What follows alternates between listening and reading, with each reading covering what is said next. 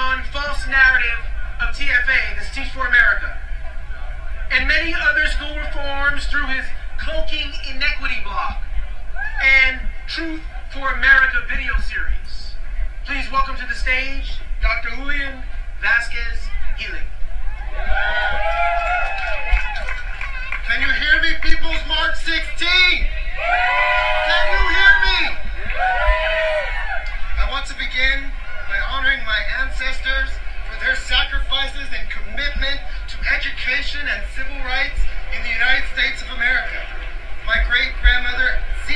Louise Scott, was here at the Lincoln Memorial on August 28, 1963. I speak her name. I wear the original March on Washington button today to honor her.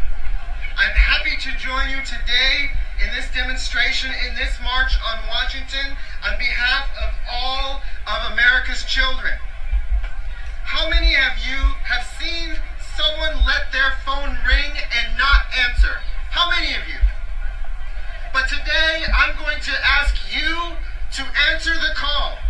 Will you answer the call when someone says charter schools and vouchers are the answer, despite 2 decades of scholarship demonstrating that charters and vouchers relentlessly sort poor children? Will you answer the call when Teach for America supporters say that sending teachers with only 18 hours of classroom training to teach poor children civil rights? Will you answer the call when someone says high-stakes tests imported from China and brought to our nation for discriminatory purposes are civil rights? Will you answer the call?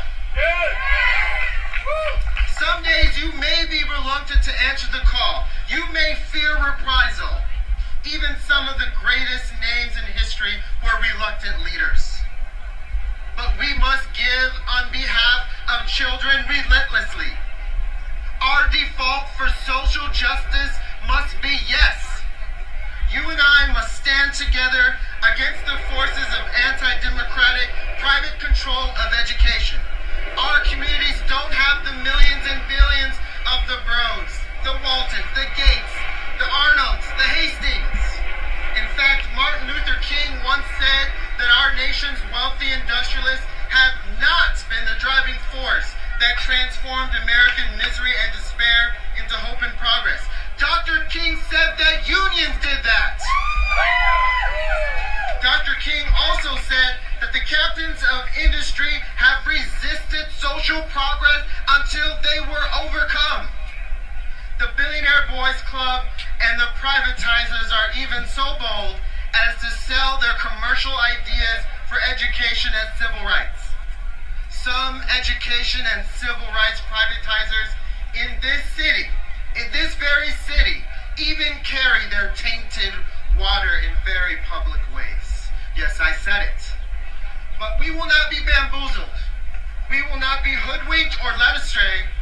The billionaires' education reform policies were first created for discriminatory purposes, and they remain discriminatory in their purposes and result. The sad reality is that the Billionaire Boys Club and their neophytes have poverty pimped their way all the way to the bank in New Orleans, Detroit, Newark, and many other communities that you represent. However, we must remember the old political saying, you can't fight something with nothing. I implore you to answer the call today to support a community-based policy agenda. Reform must be for and with communities, not done to communities. We can look to New York, Austin, Sacramento for community-based local accountability, community schools, and community-based assessments of students and teachers. We must not ever